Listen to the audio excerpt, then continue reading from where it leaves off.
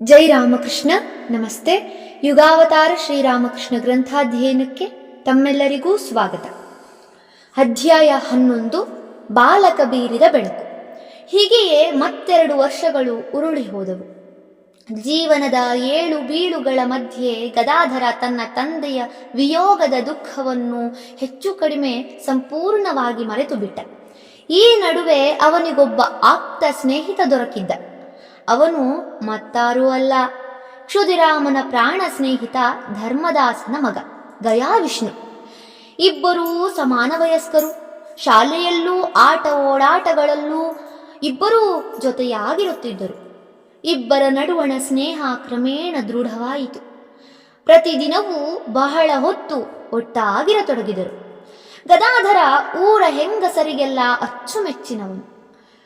ಅವರು ಮುದ್ದು ಗದಾಯಿಯನ್ನು ಆಗಾಗ ಮನೆಗೆ ಕರೆದು ತಿಂಡಿ ತಿನಿಸು ಹಣ್ಣು ಹಂಪಲು ಕೊಡುವುದುಂಟು. ಮನೆಯಲ್ಲಿ ಏನಾದರೂ ವಿಶೇಷ ಮಾಡಿದರೆ ಗದಾಯಿಗೆ ಕರೆ ಕಳುಹಿಸುವುದುಂಟು. ಅಂತಹ ಸಂದರ್ಭಗಳಲ್ಲಿ ಗದಾಧರ ತನ್ನ ಪ್ರಿಯ ಮಿತ್ರ ಗಯಾವಿಷ್ಣುವನ್ನೂ ಕರೆದೊಯ್ಯುತ್ತಿದ್ದ. ತನ್ನ ಸ್ನೇಹಿತನನ್ನು ಬಿಟ್ಟು ತಾನೊಬ್ಬನೇ ತಿನ್ನುವುದು ತರವೇ? ಗದಾಧರನ ವೃದ್ಧ ದಾದಿ ಧನಿಯೂ ಕೆಲವೊಮ್ಮೆ ಸಿಹಿ ತಿಂಡಿಗಳನ್ನು ಮಾಡಿಕೊಡುತ್ತಿದ್ದಳು. ಅದರಲ್ಲೂ ಒಂದು ಪಾಲನ್ನು ಗೆಳೆಯನಿಗೆ ಕೊಟ್ಟಿಲ್ಲದೆ ಗದಾಧರ ಅದನ್ನು ಮುಟ್ಟುತ್ತಲೇ ಇರಲಿಲ್ಲ. ಈ ಬಾಲಕರ ಸ್ನೇಹ ವಿಶ್ವಾಸವನ್ನು ಕಂಡು ಇಬ್ಬರ ಮನೆಯವರಿಗೂ ಸಂತೋಷ. ಗದಾಧರನಿಗೆ 9 ವರ್ಷ ತುಂಬುತ್ತಾ ಬಂದಿತು.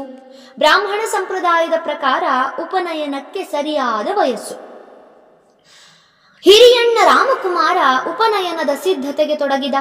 ಈ ನಡುವೆ ಒಂದು ಸ್ವಾರಸ್ಯಕರ ಸಂಗತಿ ನಡೆದಿತ್ತು. ಗದಾಧರನ ಮೇಲೆ ಧನಿಗಿದ್ದ ವಾತ್ಸಲ್ಯ ಅಪಾರ. ಒಂದಾನೊಂದು ದಿನ ಅವಳು ಗದಾಧರನೊಡನೆ ಕುಳಿತುಕೊಂಡು ಪ್ರೀತಿಯಿಂದ ಮಾತನಾಡುತ್ತಾ ಹೇಳಿದ್ದಳು, ಗದಾಯ್, ನನ್ನದೊಂದು ಸಣ್ಣ ಆಸೆ ಇದೆಯಪ್ಪ, ನೀನದನ್ನು ನಡೆಸಿಕೊಡುವೆಯಾ? ಏನದು ಹೇಳವ್ವ? ಗದಾಧರ ಅಷ್ಟೇ ಪ್ರೀತಿಯಿಂದ ಕೇಳಿದ. ನೋಡು ಗದಾಯ್, ನಿನಗೆ ಉಪನಯವನವಾಗುತ್ತದಲ್ಲ, ಅಂದು ನೀನು ಮೊದಲ ಭಿಕ್ಷೆಯನ್ನು ನನ್ನಿಂದ ತೆಗೆದುಕೊಂಡರೆ ನನಗೆ ಬಹಳ ಸಂತೋಷವಾಗುತ್ತದೆ. ಹಾಗೆ ಮಾಡುವೆಯೇನಪ್ಪ? ಇಷ್ಟು ಸುಲಭವಾಗಿ ಸಂತೋಷಗೊಳಿಸಲು ಸಾಧ್ಯವಾಗುವುದಾದರೆ ಯಾಕಾಗಬಾರದು? ಗದಾಧರ ತಕ್ಷಣ ಹೇಳಿದ. ಆಗಲವ್ವ, ನಾನು ಖಂಡಿತ ನಿನ್ನಿಂದಲೇ ಮೊದಲ ಭಿಕ್ಷೆ ತೆಗೆದುಕೊಳ್ಳುತ್ತೇನೆ, ಸರಿಯೇ? ಧನ್ಯಳಾದೆ ಎಂದು ಧನಿ ಗದಾಧರನನ್ನು ಬಾಚಿ ತಬ್ಬಿಕೊಂಡಳು. ಧನಿಯ ಮನದಲ್ಲಿ ಈ ಬಗೆಯ ಆಸೆ ಹೇಗಾದರೂ ಎದ್ದಿರಬಹುದೋ? ಆಶ್ಚರ್ಯ ಏಕೆಂದರೆ ಸಂಪ್ರದಾಯಸ್ಥ ಬ್ರಾಹ್ಮಣ ಬಂಧುಗಳ ಮುಂದೆ ವಟುವಿನ ಭಿಕ್ಷೆ ಪಾತ್ರೆಗೆ ಶೂದ್ರಳೊಬ್ಬಳು ಭಿಕ್ಷೆ ಹಾಕುವುದೆಂದರೇನು? ಅದೂ ಅಂದಿನ ಆ ಕಾಲದಲ್ಲಿ. ಸಾಲದ್ದಕ್ಕೆ ಧನಿಗೂ ಇದೆಲ್ಲ ಗೊತ್ತಿಲ್ಲವೆಂದಲ್ಲ. ಆದರೂ ಆಕೆ ಹಾಗೆ ಕೇಳಿಕೊಂಡಿದ್ದಾಳೆ. ಗದಾಧರ ಒಪ್ಪಿಕೊಂಡಿದ್ದಾನೆ. ಆದರೆ ಇನ್ನೂ 9 ತುಂಬದ ಪೋರನಿಗೆ ಅಷ್ಟೆಲ್ಲ ಸ್ವಾತಂತ್ರ್ಯವಿದೆಯೇ? ಏನೋ ಹುಡುಗ ಬುದ್ಧಿ. ಆಕೆ ಕೇಳಿಕೊಂಡಳು. ಹುಡುಗ ಬುದ್ಧಿಯ ಈತ ಒಪ್ಪಿಕೊಂಡ. ಅದೆಲ್ಲ ಆಗ ಹೋಗದ ಮಾತು ಎನ್ನೋಣವೇ? ಇಲ್ಲ ಇಲ್ಲ, ಅದು ಹಾಗಾಗಲಿಲ್ಲ. ಒಂದು ದಿನ ಸಂದರ್ಭ ಒದಗಿದಾಗ ಗದಾಧರ ತಾನು ಧನಿಗೆ ಮಾತು ಕೊಟ್ಟ ವಿಷಯವನ್ನು ಹಿರಿಯಣ್ಣ ರಾಮಕುಮಾರನಿಗೆ ತಿಳಿಸಿದ. ರಾಮಕುಮಾರ ಒಪ್ಪಿಯಾನೇ ಹೇಳಿದ. ಅದೆಲ್ಲ ಹೇಗಾದೀತಪ್ಪ? ನೋಡು, ಸಂಪ್ರದಾಯ ಹೇಗಿದೆಯೋ ಹಾಗೆ ಮಾಡಬೇಕು, ಅರ್ಥವಾಯಿತೆ? ಹಾಗೆಲ್ಲ ಇತರೆ ಜನಗಳ ಹತ್ತಿರ ಭಿಕ್ಷೆ ತೆಗೆದುಕೊಳ್ಳಬಾರದಪ್ಪ. ಹೀಗೆಂದು ಹುಡುಗನಿಗೆ ಬುದ್ಧಿ ಹೇಳಲು ನೋಡಿದ. ಆದರೆ ಗದಾಧರ ಹಿಡಿದ ಪಟ್ಟು ಬಿಡಲಿಲ್ಲ. ನೋಡಣ್ಣ, ನಾನು ಅವಳಿಗೆ ಮಾತು ಕೊಟ್ಟಾಗಿದೆ. ಈಗ ನಾನು ಕೊಟ್ಟ ಮಾತಿಗೆ ಹೇಗೆ ತಪ್ಪಲಿ? ಹಾಗೆ ಮಾಡಿದರೆ ಸುಳ್ಳು ಹೇಳಿದಂತಾಗಲಿಲ್ಲವೇ? ಸುಳ್ಳು ಹೇಳುವ ಮನುಷ್ಯ ಗಾಯತ್ರಿ ಮಂತ್ರವನ್ನು ಸ್ವೀಕರಿಸಲು ಯೋಗ್ಯನಾಗುವನೇ? ನೀನೇ ಹೇಳಣ್ಣ. ರಾಮಕುಮಾರನಿಗೆ ಇದಕ್ಕೇನು ಹೇಳಬೇಕೋ ತೋಚಲಿಲ್ಲ. ಆದರೆ ಸಂಪ್ರದಾಯವನ್ನು ಮುರಿಯುವುದು ಮಾತ್ರ ಅವನಿಗೆ ಸುತರಾಂ ಇಷ್ಟವಿಲ್ಲ. ಉಪನಯನಕ್ಕೆ ಸಿದ್ಧತೆಗಳೆಲ್ಲ ಮುಗಿಯುತ್ತಾ ಬಂದುವು. ಆದರೆ ಯಾರೇನು ಹೇಳಿದರೂ ಗದಾಧರ ಮಾತ್ರ ತನ್ನ ಹಠ ಬಿಡಲಿಲ್ಲ. ಕಡೆಗೆ ರಾಮಕುಮಾರನಿಂದ, ಹಾಗಾದರೆ ಒಂದು ಕೆಲಸ ಮಾಡೋಣ, ಈ ವಿಷಯದಲ್ಲಿ ಹಿರಿಯರ ಅಭಿಪ್ರಾಯ ಪಡೆದು ಅದರಂತೆ ನಡೆಯೋಣ, ಏನೆನ್ನುವೆ? ಹಾಗೆ ಆಗಲಿ, ಒಪ್ಪಿದ ಗದಾಧರ. ತಂದೆ ಕ್ಷುದಿರಾಮನ ಪರಮ ಸ್ನೇಹಿತನೂ ಊರ ಹಿರಿಯನೂ ಆದ ಧರ್ಮದಾಸ ಲಾಹಾನ ಸಲಹೆಯನ್ನು ಕೇಳುವುದೆಂದು ನಿಶ್ಚಯವಾಯಿತು. ರಾಮಕುಮಾರನೂ ಗದಾಧರನೂ ಆತನ ಮುಂದೆ ತಮ್ಮ ತಮ್ಮ ನಿಲುವನ್ನು ವ್ಯಕ್ತಪಡಿಸಿದರು. ಧರ್ಮದಾಸ ಸಾವಧಾನದಿಂದ ಆಲಿಸಿದ, ಆಳವಾಗಿ ಆಲೋಚಿಸಿದ. ಕಡೆಗೆ ಒಮ್ಮನಸ್ಸಿನಿಂದ ರಾಮಕುಮಾರನನ್ನು ಉದ್ದೇಶಿಸಿ ಹೇಳಿದ, ನೋಡಪ್ಪ, ನಿಮ್ಮ ಕುಟುಂಬದಲ್ಲಿ ಇಲ್ಲಿಯವರೆಗೂ ಇಂಥದ್ದೇನೂ ನಡೆದಿಲ್ಲ ನಿಜ. ಆದರೆ ಎಷ್ಟೋ ಮನೆತನಸ್ಥ ಬ್ರಾಹ್ಮಣರ ಮನೆಗಳಲ್ಲಿ ಹೀಗೆ ನಡೆದಿರುವುದು ನನಗೆ ಗೊತ್ತಿದೆ. ಆದ್ದರಿಂದ ಇದರಲ್ಲೇನೂ ದೋಷವಿಲ್ಲ. ನೀನೇನು ಆ ಬಗ್ಗೆ ಚಿಂತಿಸಬೇಡ. ಅಲ್ಲದೆ ನಾವು ದೊಡ್ಡವರು, ಹುಡುಗನ ಭಾವನೆಗೂ ಸ್ವಲ್ಪ ಗಮನ ಕೊಡಬೇಕಾಗುತ್ತದೆ. ಹುಡುಗನಿಗೆ ತಾನು ಸುಳ್ಳಾಡಿದೆ, ತಪ್ಪು ಮಾಡಿದೆ ಎಂಬ ಚಿಂತೆಯುಂಟಾಗಿಬಿಟ್ಟರೆ ಕೆಲಸ ಕೆಡುತ್ತದೆ. ರಾಮಕುಮಾರನಿಗೆ ಈ ಮಾತು ಒಪ್ಪಿಗೆಯಾಯಿತು, ಸಮಾಧಾನವಾಯಿತು. ಅದಾದ ಮೇಲೆ ಅವನಾಗಲಿ ಇತರರಾಗಲಿ ಗದಾಧರನನ್ನು ಆ ಬಗ್ಗೆ ಒತ್ತಾಯಪಡಿಸಲಿಲ್ಲ. ಬ್ರಹ್ಮೋಪದೇಶ ಸಮಾರಂಭ ನೆರವೇರಿತು. ಗದಾಧರ ತಾನು ಮಾತು ಕೊಟ್ಟಂತೆ ಧನಿಯಿಂದ ಪ್ರಥಮ ಭಿಕ್ಷೆ ಪಡೆದ. ಈಗ ಅವನು ಸಂತೃಪ್ತ ಮನಸ್ಕನಾಗಿ ಒಬ್ಬ ಯೋಗ್ಯ ವಟುವಿನಂತೆ ಸಂಧ್ಯಾವಂದನಾದಿಗಳ ಕಡೆಗೆ ಗಮನ ಹರಿಸಿದ. ಗದಾಧರನಂತಹ ದಿವ್ಯ ವಟುವಿಗೆ ಪ್ರಥಮ ಭಿಕ್ಷೆ ನೀಡಿದ ಧನಿಯ ಆನಂದ ಅತ್ಯಗಾಧ. ಈ ದಿನಗಳಲ್ಲೇ ಒಮ್ಮೆ ಗದಾಧರನ ದೈವದತ್ತವಾದ ಅಸಾಧಾರಣ ಪ್ರತಿಭೆ ಪ್ರಕಟಗೊಳ್ಳುವ ಘಟನೆಯೊಂದು ನಡೆಯಿತು. ಊರಿನ ಶ್ರೀಮಂತ ಜಮೀನ್ದಾರರಾದ ಲಾಹಾರ ಮನೆಯಲ್ಲಿ ಶ್ರಾದ್ದ. ಸುತ್ತಮುತ್ತಲಿನ ಅನೇಕ ಹೆಸರಾಂತ ಪಂಡಿತರು ಆಗಮಿಸಿದ್ದರು. ಶ್ರಾದ್ದ ಕರ್ಮ ಭೋಜನಾದಿಗಳೆಲ್ಲ ಮುಗಿದವು. ಪಂಡಿತರೆಲ್ಲ ಹರಟುತ್ತ ಕುಳಿತರು.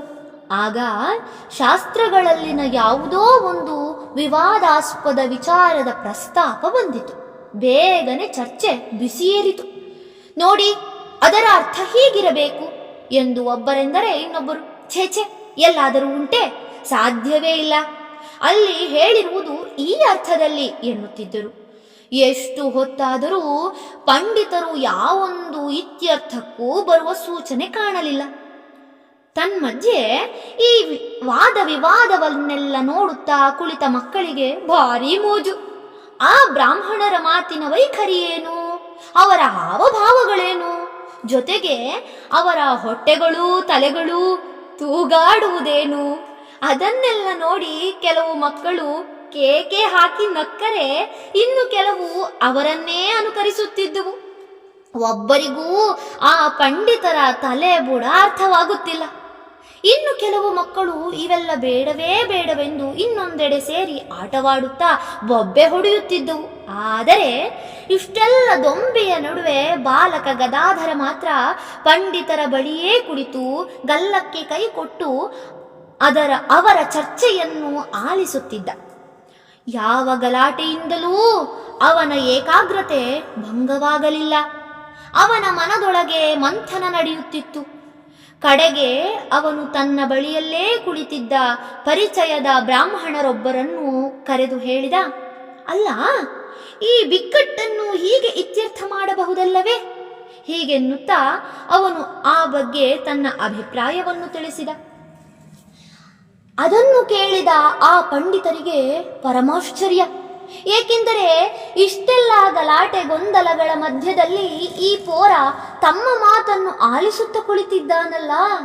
ಅಲ್ಲದೆ ಅವನು ವ್ಯಕ್ತಪಡಿಸಿದ ಅಭಿಪ್ರಾಯವಾದರೂ ಸರಿಯಾಗೇ ತೋರುತ್ತಿದೆ. ಗದಾಧರ ಸೂಚಿಸಿದ ಪರಿಹಾರವನ್ನು ಅವರು ಇತರ ಪಂಡಿತರ ಮುಂದಿಟ್ಟರು. ಅರೆ, ಹೌದಲ್ಲ, ಇದೇ ಸರಿಯಾದ ಉತ್ತರ. ಯಾರು ಇದನ್ನು ಹೇಳಿದ್ದು? ಈ ಬಾಲಕನೇ. ಅಲ್ಲಿದ್ದ ಪಂಡಿತರೆಲ್ಲ ಗದಾಧರನನ್ನೇ ಬೆರಗುಗಣ್ಣಿನಿಂದ ನಿಟ್ಟಿಸಿದರು. ಇವನಲ್ಲಿ ಏನೋ ಒಂದು ದೈವೀ ಶಕ್ತಿ ಇರಬೇಕು ಎಂದು ಮತ್ತೆ ಮತ್ತೆ ಅವನನ್ನೇ ಕಣ್ತೆರೆದು ನೋಡಿದರು. ಇನ್ನು ಕೆಲವರು ತಮ್ಮ ಆನಂದವನ್ನು ತಾಳಲಾರದೆ ಅವನನ್ನು ಮಡಿಲಲ್ಲಿ ಕೊಳ್ಳಿರಿಸಿಕೊಂಡು ತಲೆ ನೇವರಿಸುತ್ತಾ ಹೃತ್ಪೂರ್ವಕವಾಗಿ ಹರಸಿದರು. ಉಪನಯನವಾದ ಬಳಿಕ ಗದಾಧರನಿಗೆ ತನ್ನ ಹೃದಯಕ್ಕೆ ಪ್ರಿಯವಾದ ಕಾರ್ಯಗಳನ್ನೆಲ್ಲ ಮಾಡಲು ಅವಕಾಶ ಸಿಕ್ಕಿತು. ಆಧ್ಯಾತ್ಮಿಕ ಪ್ರವೃತ್ತಿ ಅವನಲ್ಲಿ ರಕ್ತಗತವಾಗಿ ಬಂದುದಲ್ಲವೇ. ರಘುವೀರನ ಜೀವಂತ ಚಿಹ್ನೆಯಾದ ಸಾಲಿಗ್ರಾಮವು ತನ್ನ ತಂದೆಗೆ ಸ್ವಪ್ನದಲ್ಲಿ ಗೋಚರವಾದದ್ದು. ಅದು ತಮ್ಮ ಮನೆಯನ್ನು ಪ್ರವೇಶಿಸಿದ್ದು. ಅದರ ಪ್ರತಿಷ್ಠಾಪನೆಯಾದಾಗಿನಿಂದ ತಮ್ಮ ಬಡತನ ದೂರವಾದದ್ದು. ತಮ್ಮ ಪುಟ್ಟ ಗದ್ದೆಯಲ್ಲೇ ಭತ್ತ ಹೇರಳವಾಗಿ ಬೆಳೆದು ತಮ್ಮ ಹಸಿವನ್ನು ಹಿಂಗಿಸಿದ್ದಲ್ಲದೆ ಕರುಣಾಳುವಾದ ತನ್ನ ತಾಯಿಯು ಮನೆಗೆ ಬಂದ ಬಡವರಿಗೆಲ್ಲ ಉಣಬಡಿಸಲು ಅವಕಾಶವಾದದ್ದು. ಇವೆಲ್ಲ ಬಾಲಕ ಗದಾಧರನಿಗೆ ಚೆನ್ನಾಗಿ ತಿಳಿದಿತ್ತು. ಆದ್ದರಿಂದ ಮೊದಲಿನಿಂದಲೂ ಅವನಿಗೆ ತಮ್ಮ ಮನೆ ದೇವರೆಂದರೆ ಅತ್ಯಂತ ಭಕ್ತಿ, ಪೂಜ್ಯ ಭಾವ. ಈಗ ಉಪನಯನವಾದ ಮೇಲೆ ಶ್ರೀ ರಘುವೀರನ ಸಾಲಿಗ್ರಾಮವನ್ನು ಮುಟ್ಟಲು ಪೂಜೆ ಮಾಡಲು ಅವಕಾಶ ದೊರೆತದ್ದರಿಂದ ಅವನ ಹೃದಯದಲ್ಲಿ ಸುಪ್ತವಾಗಿದ್ದ ಭಕ್ತಿಯು ಮಹಾಪೂರವಾಗಿ ಹರಿಯಲಾರಂಭಿಸಿತು. ಈಗ ಅವನು ತನ್ನ ಸಂಧ್ಯಾದಿಗಳನ್ನು ಮುಗಿಸಿದ ಮೇಲೆ ಬಹಳಷ್ಟು ಹೊತ್ತನ್ನು ಪೂಜೆ ಧ್ಯಾನಗಳಲ್ಲಿ ಕಳೆಯತೊಡಗಿದ. ಅದರಲ್ಲೂ ಮನೆದೇವರಾದ ರಘುವೀರನ ಮೇಲೆ ಅವನಿಗೆ ಅಂಥ ಭಕ್ತಿ ನಿಷ್ಠೆ. ತನ್ನ ತಂದೆಗೆ ಆಗಾಗ ದರ್ಶನವಿತ್ತು, ಕಾಲಕಾಲಕ್ಕೆ ಮಾರ್ಗದರ್ಶನವಿತ್ತವನು ರಘುವೀರನಲ್ಲವೇ. ಹೇ ರಾಮ, ನನ್ನ ವಿಷಯದಲ್ಲಿ ಸಂಪ್ರೀತನಾಗಿ ಕರುಣೆ ತೋರು ಎಂಬುದೇ ಅವನ ನಿತ್ಯ ಪ್ರಾರ್ಥನೆಯಾಗಿತ್ತು. ರಘುವೀರನನ್ನಲ್ಲದೆ ಶಿವನನ್ನು, ಶೀತಲಾದೇವಿಯನ್ನೂ ಅವನು ಭಕ್ತಿಯಿಂದ ಪೂಜಿಸುತ್ತಿದ್ದ. ಬಾಲಕನ ಪರಿಶುದ್ಧ ಹೃದಯವು ಆ ಪೂಜೆಯ ಭಾವದಲ್ಲೇ ಹೇಗೆ ಓತಪ್ರೋತವಾಯಿತೆಂದರೆ ಕೆಲ ಕಾಲದಲ್ಲೇ ಆತ ಭಾವ ಸಮಾಧಿಯ ಆನಂದವನ್ನು ಅನುಭವಿಸಿದ. ಧನ್ಯವಾದಗಳು. ಅಧ್ಯಾಯ 11 ಇಂದಿಗೆ ಸಂಪೂರ್ಣವಾಯಿತು. ಮುಂದಿನ ಸಂಚಿಕೆಯಲ್ಲಿ ಮುಂದಿನ ಅಧ್ಯಾಯವನ್ನು ಪ್ರಾರಂಭಿಸೋಣ. ಜೈ ಶ್ರೀಮಾತಾ.